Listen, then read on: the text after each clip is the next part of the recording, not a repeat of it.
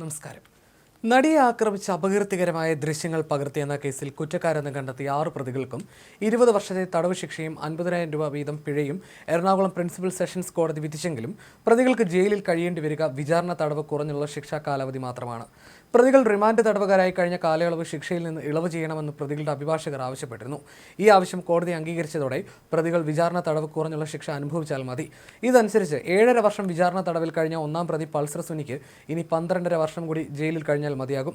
ആദ്യം പുറത്തിറങ്ങുന്നതും സുനി തന്നെയാകും. രണ്ടാം പ്രതി മാർട്ടിൻ ഇനി 13 വർഷം തടവിൽ കഴിയണം.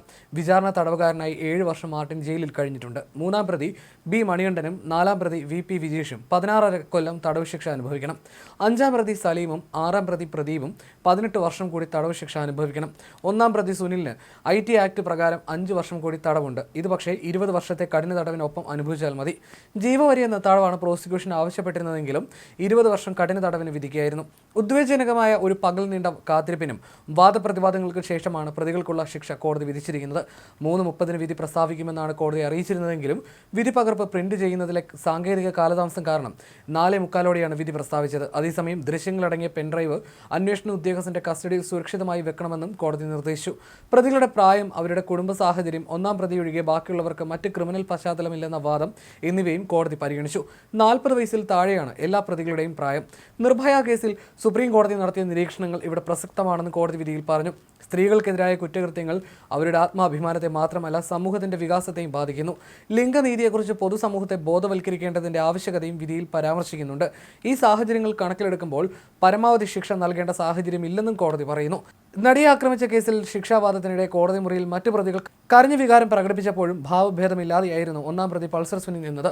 മറ്റ് പ്രതികളോടുള്ളതിനേക്കാൾ കടുത്ത ഭാഷയിലാണ് പൾസർ സുനിയുടെ വാദത്തിനിടെ കോടതി പ്രതികരിച്ചത്. ഈ കേസിനെ ഡൽഹിയിലെ നിർഭയ കേസുമായി താരതമ്യം ചെയ്യരുതെന്ന് സുനിയുടെ അഭിഭാഷകൻ ആവശ്യപ്പെട്ട വേളയിലടക്കം കോടതി നീരസം പ്രകടിപ്പിച്ചു. കുറഞ്ഞ ശിക്ഷ നൽകണമെന്നാവശ്യപ്പെട്ട അഭിഭാഷകൻ നിരത്തിയ വാദത്തെ തള്ളി സംസാരിച്ച കോടതി പൾസർ സുനി ഈ കേസിലെ മറ്റു പ്രതികളെ പോലെ അല്ലെന്ന് തന്നെ കോടതി ഒരു ഘട്ടത്തിൽ ചൂണ്ടിക്കാട്ടി. പൾസർ സുനിയല്ലേ കേസിലെ യഥാർത്ഥ പ്രതിയെന്നും മറ്റു പ്രതികൾ കൃത്യത്തിന് കൂട്ടുനിന്നവരല്ലേ എന്നും കോടതി ആരാഞ്ഞു. പൾസർ സുനി ഒരു ദയയും അർഹിക്കുന്നില്ല. ഒരു സ്ത്രീയുടെ അന്തസ്സിന്റെ കാര്യമാണെന്നും അതിജീവിതയുടെ നിസ്സഹായാവസ്ഥ മനസ്സിലാക്കണമെന്നുമായിരുന്നു കോടതി ചൂണ്ടിക്കാട്ടിയത്. വാദം ഏകദേശം 1.5 മണിക്കൂറോളമാണ് നീണ്ടുനിന്നത്. ഒരു തരത്തിലുമുള്ള കരുണ പൾസർ സുനിയോട് കാണിക്കേണ്ടതില്ലെന്ന സൂചനകൾ നൽകിയായിരുന്നു കോടതി പ്രതികരണം. ശിക്ഷാവിധിക്ക് മുൻപ് കോടതിയിൽ സംസാരിച്ചപ്പോൾ 1ാം പ്രതി പൾസർ സുനി ഭാവഭേദമൊന്നുമില്ലാതെയാണ് പ്രതികരിച്ചത്. എന്നാൽ 2ാം പ്രതിയായ ഡ്രൈവർ മാർട്ടിൻ കോടതി മുറിയിൽ പൊട്ടിക്കരഞ്ഞു. താൻ നിരപരാധിയാണെന്നും ഒരു തെറ്റും ചെയ്തിട്ടില്ലെന്നും മാർട്ടിൻ ആവർത്തിച്ചു. ചെയ്യാത്ത തെറ്റിനാണ് താൻ ജയിലിൽ കഴിഞ്ഞെന്നും അതിനാൽ ശിക്ഷയിൽ ഇളവ് നൽകണമെന്നും മാർട്ടിൻ കോടതിയോട് അപേക്ഷിച്ചു. ഈ കേസിൽ ആദ്യം അറസ്റ്റിലായതും മാർട്ടിൻ ആയിരുന്നു. 3ാം പ്രതി മണികണ്ഠനും താൻ മനസ്സറിഞ്ഞ് തെറ്റ് ചെയ്തിട്ടില്ലെന്ന് കോടതി അറിയിച്ചു. ഭാര്യയും മകളും മകനും ഉണ്ടെന്ന് ചൂണ്ടിക്കാട്ടി തന്നോട് കുടുംബത്തോടും ദയ കാണിക്കണമെന്നും അദ്ദേഹം അപേക്ഷിച്ചു. 4ാം പ്രതി വിജേഷ് കുടുംബ പശ്ചാത്തലം പറഞ്ഞ് കുറഞ്ഞ ശിക്ഷ നൽകണമെന്ന് അപേക്ഷിച്ചു. തന്നെ തലശ്ശേരി സ്വദേശിയായതിനാൽ കണ്ണൂർ ജയിലിൽ ഇടണമെന്ന് വിജേഷ് ആവശ്യപ്പെട്ടു. 5ാം പ്രതി വടിവാൾ സലീമും താൻ കുറ്റം ചെയ്തിട്ടില്ലെന്നും തനിക്കും ഭാര്യയും 3 വയസ്സുള്ള ഒരു പെൺകുട്ടിയും ഉണ്ടെന്നും കോടതി അറിയിച്ചു. കേസിലെ 6ാം പ്രതി പ്രദീപും കരഞ്ഞുകൊണ്ടാണ് കോടതിയിൽ സംസാരിച്ചത്. 6 പ്രതികളെയും ഉടൻ വിയൂർ സെൻട്രൽ ജയിലിലേക്ക് മാറ്റും.